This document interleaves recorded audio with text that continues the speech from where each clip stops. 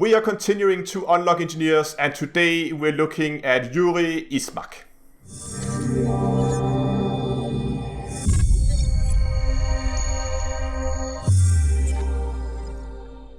Hello ladies and gentlemen, and welcome back to Elite Dangerous with Down to Earth Astronomy.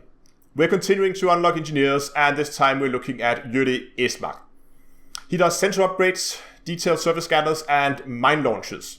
And he's the engineer that comes after Farseer, which we unlocked last time.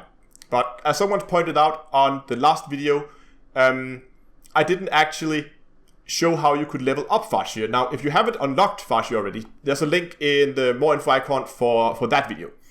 But we're gonna start this video with actually showing how you could level up Farseer, because when you need to actually learn about Ishmaak, because remember from last video, there's 3 stages you need to go through. You need to first learn about the engineer, you need to get an invite, and then you need to unlock them. And to learn about the engineer, you need to level Farseer up to grade 3. So you need to do at least one grade 3 upgrade before you get the knowledge of Farseer will then tell you of Ishmaak. So first thing we're gonna do is we're gonna head over to Farseer's base.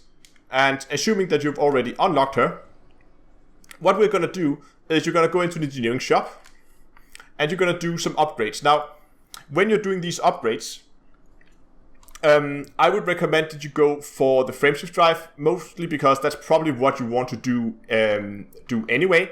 But also because the materials is fairly easy to get. And we can go over and look at what materials you actually need, because you probably want the increased range. So you'll need the atypical disruptive wake. You can get that from scanning high wakes.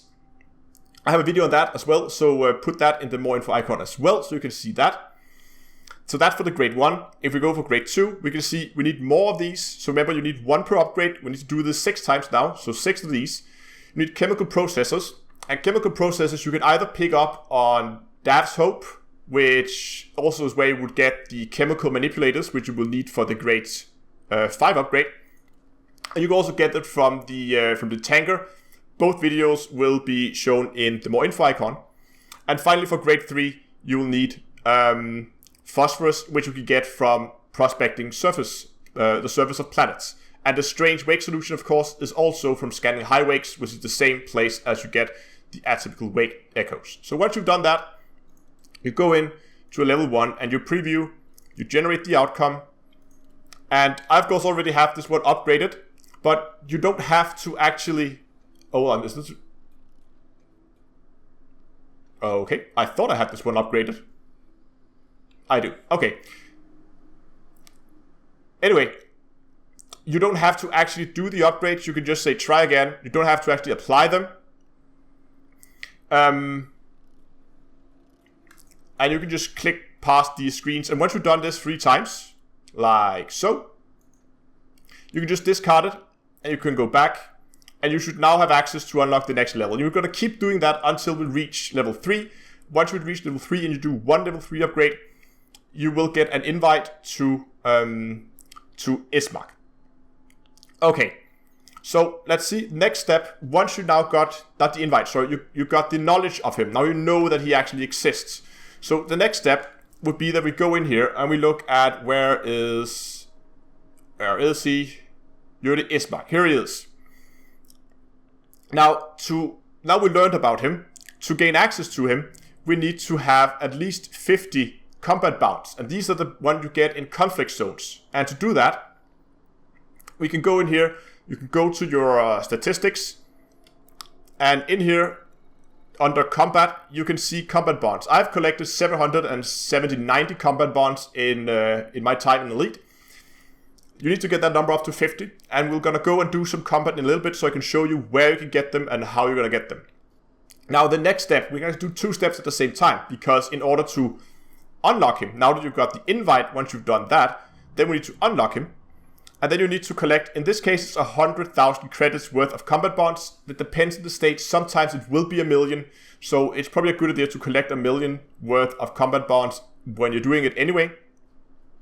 So let's get to our combat ship and let's get out and let's get some combat bonds.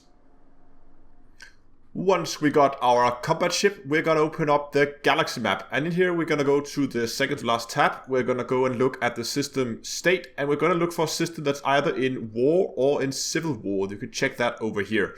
You can see I've already found one here, and I've moved here with my combat ship. And once we are in the system, you're gonna go over to a navigation panel, and you're gonna look for these conflict zones. You see I have one highlighted here. There's also some here and here. They come in high and low intensity. And as the name suggests, high intensity tend to be a little bit more difficult, and low intensity is a little easier to handle. So if you're a new player, consider going to the low intensity. That's just fine. Alternatively, get some friends together and go in there together in a wing.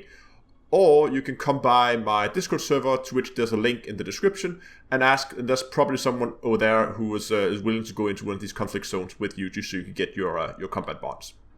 But we're just gonna take the high intensity here, and let's head in there. As soon as we are in the conflict zone, we're gonna go over to our functions tab, and on the top here it says choose faction. And you're gonna choose which side you want to align yourself with. I'm probably gonna go with the Confederacy, because I think that's the federal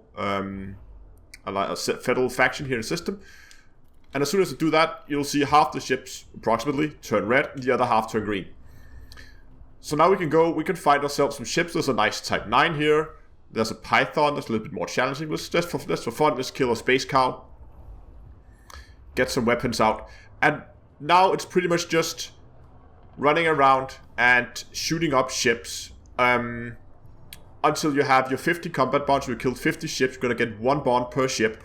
And you have that 1 million or 100,000 credits, depending on what you need. And if you haven't been to the base, because you actually don't need to go to Ishmaak's base at this point, you can just get 1 million. Then you're sure you have enough, which is what I would suggest. So I'm just gonna get some ship kills here, and you guys can join me once I'm done. Okay, so once you're done in the conflict zones, and do note that if you go over here where we looked before, in your statistics under combat, look, even though I've killed quite a few ships, my number of combat bond has not gone up. So you have to go and you have to hand in the combat bonds on a station, and once you've handed in 50, then you can go and collect your 1 million credits in combat bonds. So it is quite a bit of combat you need to do. And again, if you die, you lose all the combat bonds that you haven't turned in. So from time to time, go to a station, hand in the combat bond you got, and once you reach your 50 combat bonds here, and you also have at least 1 million over here in your transaction tab, then you're ready to actually move to Ishmaak's base. So let's do that, and you guys can join me there. Once you're at the base, you should now have the opportunity to hand in your combat bonds. I, of course, can't show you the actual menu because I've already done it. And once you've done it, you might have to relog to unlock all the different outfittings and all the different stuff that's available at the station. And the last thing that we're, of course, going to go over is doing the actual upgrading him to grade 3, so we can get the knowledge, or he'll share the knowledge of the next set of engineers that he is unlocking.